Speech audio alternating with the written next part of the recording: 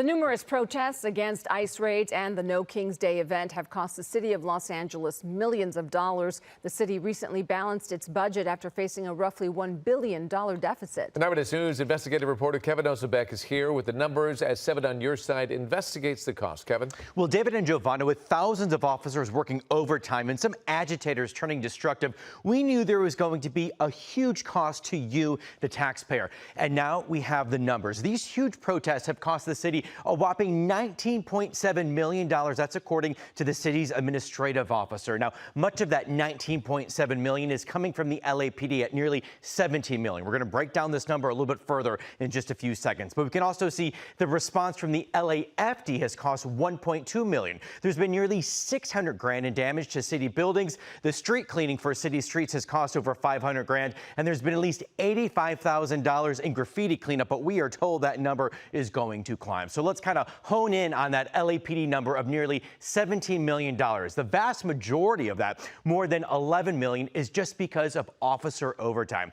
The city administrator officer says on Saturday during those huge protests, nearly every single LAPD officer was working. So as you can imagine, the OT was just racking up. There's also been $240,000 in vehicle damage to LAPD cruisers. The city administrative officer, Matt Zabo, tells 7 on your sides that these are extraordinary events with, of course, now an extraordinary cost.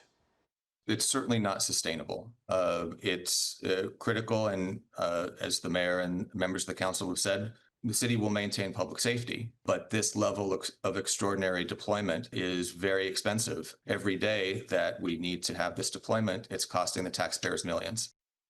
Now, as for the roughly $20 million costs from these protests, Zabo says the city will pay for them using mostly money from its reserves. Zabo says he's always concerned when the city needs to dip into that rainy day fund, but he says that fund is there for unplanned events just like this.